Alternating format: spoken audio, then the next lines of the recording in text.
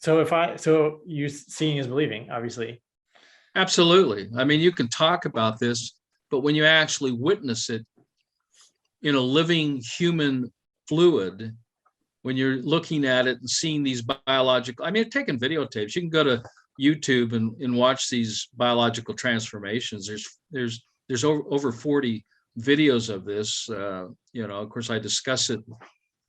But yeah, you just go to Dr. Robert Young on YouTube, go to playlists, go to live and dry blood microscopy, and you can see the biological transformations. But what you're looking at there is you're looking at larger, micron size entities, because blood is approximately 7.5 microns in diameter.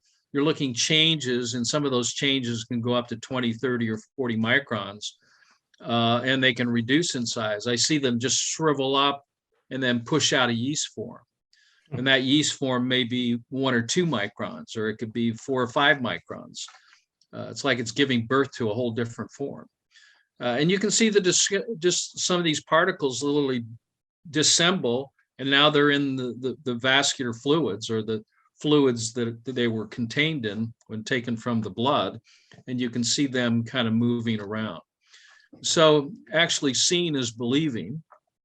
Have you shown this to other sort of skilled microscopists and had them sort of yes, realize you're on the right track? Yeah, I mean, I've been taking pictures, micrographs since the 80s.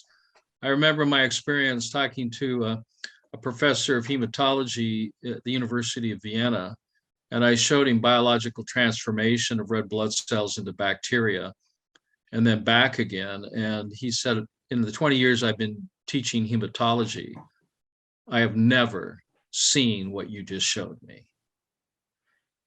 And he had the same reaction. He said, well, these phenomenons that are taking place, apparently they happen. We're just not aware of them. So why didn't he see them? Or what, is it because you got the conditions right?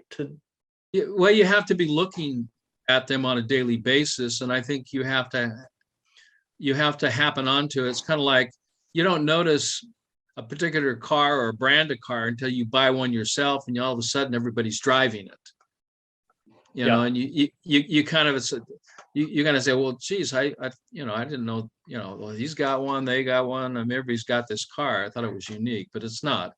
Once you see it once, then you know what to wait for. You can see it. So if you're looking at a podocyte, a red blood cell that has a hole in it, in other words, that red blood cell has lost its hemoglobin. You're looking right through the cell. And that membrane is going to biologically transform. And that's what happens. So the membrane is where a lot of the intelligence, people think it's in the mitochondria. No. Red blood cells are the primary stem cell. They have intelligence. Their intelligence is in their membranes, which are made of these microzymas, and they know exactly how to form. They can construct and deconstruct depending on the environment. They evolve. I've watched them give birth to platelets. Platelets are not specific. They're not like red blood cells, white blood cells, and platelets. No, everything is a product of the blood. So when you're looking at a liver, or you're looking at a heart, you're looking at bone, you're looking at platelets, you're looking at bacteria, they're all a product of the blood. And the blood is a product of the microzyma. And one of my other discoveries is the blood is only made in the bone marrow if you're starving to death. So if you're going on a fast, or, and you're not eating, then the body will start going into what is called reverse transformation and start producing blood out of body cells. It's called I call it reverse transformation. Mm-hmm. So blood, the primary site of blood production is in the crypts of the small intestine. That's where the erythroblasts, the primary stem cells for the red blood cells, are made.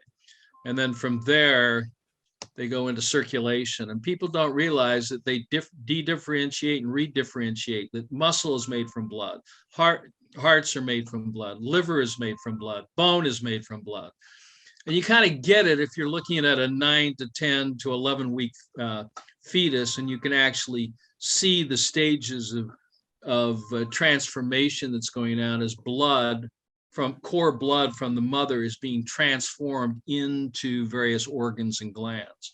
And once you understand that blood is the primary stem cell and the quality of that blood, and there's another way to test that is when you change the quality of the blood and start improving the quality of the blood, then every organ and gland and tissue starts improving. So, you know, you could say, well, that's just a casual effect. This is, well, no, it's measurable. And then if you're testing the interstitial fluid and you're seeing that the person is in decompensated acidosis, or like your example of where you were working in Australia, or where the coral reefs are. Reef die off, yeah. Yeah. The question in my mind is, why is the coral reefs being disintegrated? And the answer is to maintain the delicate pH balance of the ocean. And it's no different. The ocean pH is 8.3 to 8.4. The ideal pH of your interstitial fluids, which are the fluids that surround the cell, are 8.3 to 8.4. And when that pH goes down, you start losing bone and muscle. And the reason why the coral reef is being deteriorated is because we're polluting the ocean. And it's using the ions from the coral to. Yeah, it's called hypercalcemia. So the ocean goes into hypercalcemia. You have a loss of the coral reef, no different than we're seeing in every case of sickness and disease, particularly cancer. One is in hypercalcemia in the interstitial fluid, which is 80% of the extra fluids, why the blood vascular fluids are normal. So the calcium ion levels are within the normal range. They're out of range because the body, i.e. the blood, has to maintain its delicate pH 7.365. It's out of range it's normal in the blood. You're in hypercalcemia in the interstitial fluid.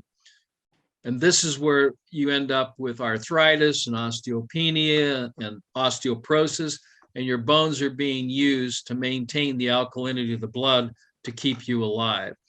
It's a very perfect system, but if you're not looking at 100% of the fluids, then you don't get it. So medical doctors don't get it.